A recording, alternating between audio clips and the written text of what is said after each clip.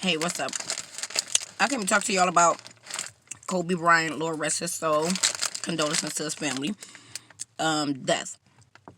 I personally feel stuff ain't adding up, and it was foul play.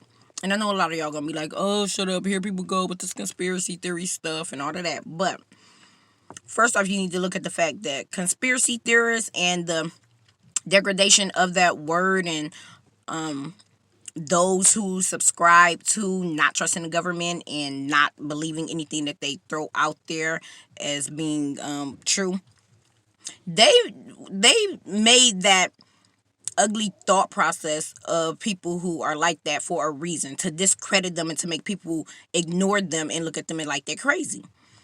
But if you pay attention, most of the conspiracies that people have said in their theories happen to be true. Like, you find out later that it's true. So I don't understand why people still be like, no, I don't trust conspiracy theorists. They crazy. They always looking too deep into stuff or something like that, because it's proven to be true time and time again. Like, just go look back.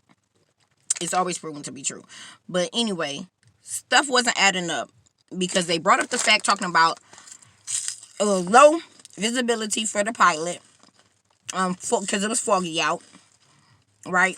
Which I knew then. The minute they kept mentioning fog, I knew then, like, oh, okay, they're trying to build the storyline to justify why this has taken place. So they kept bringing up fog. Then they talking about he ran into a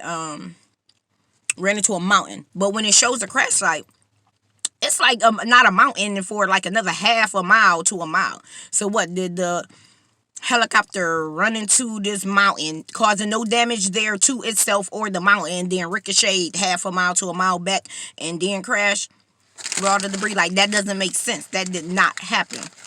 And then I look at the fact that TMZ was the first to report on it, and they pretty much knew about it literally like within seconds. I personally believe TMZ been knew about it because it was pre-planned to take place at that date and time. And TMZ just hurried up too quickly and jumped and gave out the story instead of giving it a little bit of time.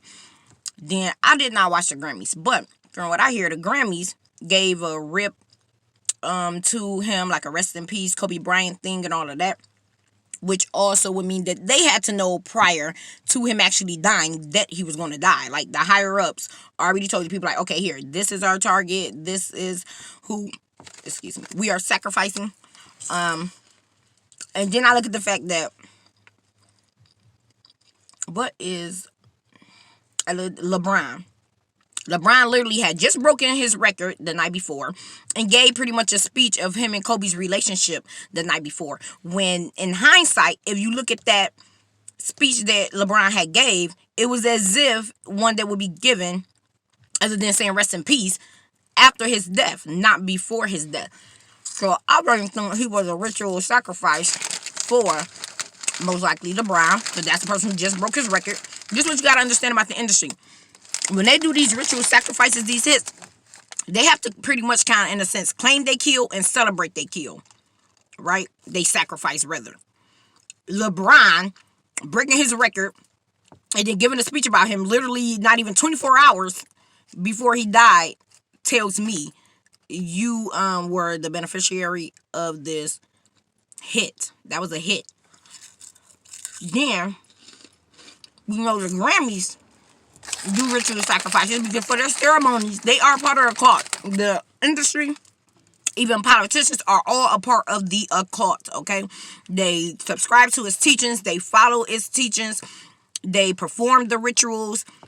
Blood sacrifices are part of the rituals to garner their dark power and what would you call it? An advancement and stuff for whatever agenda that they put forth, right?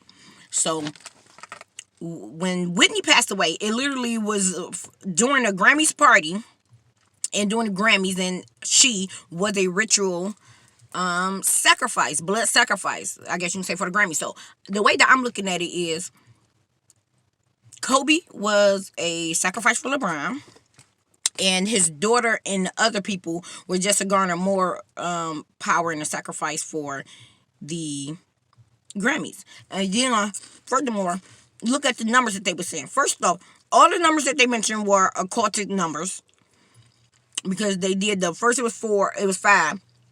Then they added a 4. which would be the 45. And then they said it was 9 in total. These are all ritual numbers, okay? And part of your card, the seasons matter when the solstice, when certain stars, moons are in other people's, not other people's, but other areas. Sorry, I ain't even saying none of this card right. But anyway, when like stars align a certain way, when it's peaks for different stuff, when there's certain holidays or numbers that combine, or should I say, that come together, these are when they try to garner as much occultic, dark magic and power as they possibly can. To give tribute to their false god, the demonic god, as in service, sacrifice to it. They do these ritual sacrifices to further their careers, garner them more money, and they the Grammys and stuff, like the music award shows as a whole, are nothing but giant rituals. And most of the time, most of the performances are performing spells to the masses that see them. So they do ritual hit sacrifices to say, okay, basically for their demonic powers that assist them, aid them here, make this ritual sacrifice, this brainwashing, these spells more powerful. They have to put blood behind it. So if you watch the Grammys and these other award shows, that's all it is big rituals. It is times for people to garner more wealth, power, notoriety to advance their career, and it is to put spells on the masses, to influence the masses. And if you don't believe that, look at their performances. Look at what they're saying and what the song is.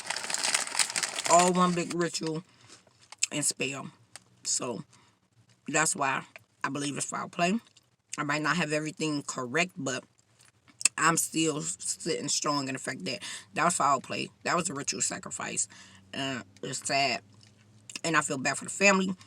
That TMZ, sorry, pathetic, attention whoring asses would put out that story before informing the parents and the wives and the husbands of these victims that they had lost their loved ones.